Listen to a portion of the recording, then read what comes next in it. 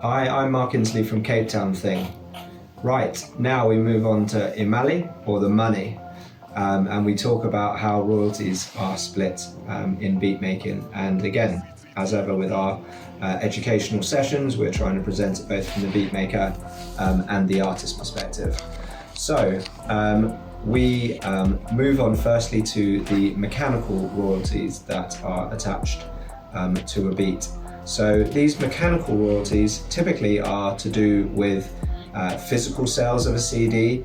In today's world, more digital sales in stores like iTunes, but the 99p purchase of a single or purchase of an album. So the monetization of a physical sale of the song that has been made on top of the beat. So that falls within mechanical royalties. And also, most importantly, all your streaming revenues. So your Spotify's, your Apple Music's, your Tidal's, all fall within the mechanical royalties.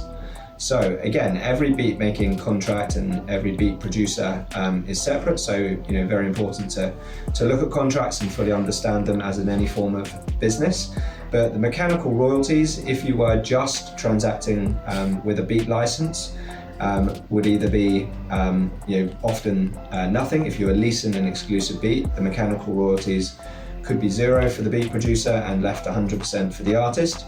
I think from my experience, the more common is 3 to 5% for the beat maker and the rest for the artist. But remember, this is just when an artist is paying up the money, or the record label is paying up the money, perhaps $1,000 for this exclusive license of the beat. That's where it would be expected to be on the mechanical side. On the performance royalty side of a beat making contract, this falls into two parts.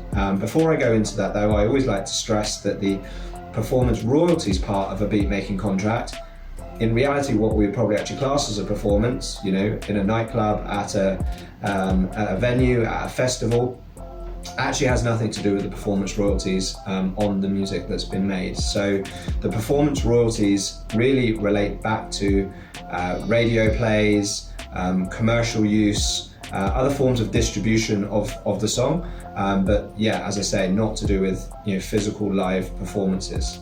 So the performance royalties are split into songwriting and publishing, and generally those are split straight 50-50. And all of this is usually administered by SAMRO in South Africa, the PPI in the UK, and other governing bodies that, they are bodies that, based on radio plays, as I say, which is deemed a performance, are responsible for collecting these royalties.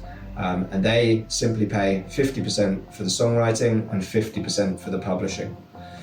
This is why often lots of the publishing rights of music is left completely unclaimed, because lots of people either aren't in a position or haven't been approached by a publishing company to be the entity that go and collect those publishing royalties that are due based on the percentages to the beat maker and to anyone else collaboratively involved in the creation of the song. So again, going back to the songwriting, I'll actually probably talk on this a little bit more in another episode, but the songwriting, it's always very important to remember that the songwriting isn't just to do with the person that supplied the lyrics. So generally, again, on a beat licensing contract, it will probably be a 50-50 split between the beat maker and the artist. Certainly on the non-exclusive licenses, that tends to be the norm. On an exclusive license, generally the artist paying a bigger premium and paying more for the track up front will probably have some negotiating power there. So perhaps on an exclusive license, that might go down to 75% to the record label and 25% to the beat maker. But as I say, read the contracts. It really is variable. On the publishing side, again, on anything other than an exclusive beat, you'd expect the beat maker to be maintaining 50% of the publishing royalties, and the artist or anyone else involved with the song the other 50%. But again, as I stress, it's not the artist or the beat maker that actually has the ability to go and collect that. It has to be be done through a publisher, and perhaps we'll talk about that in more detail in another webinar.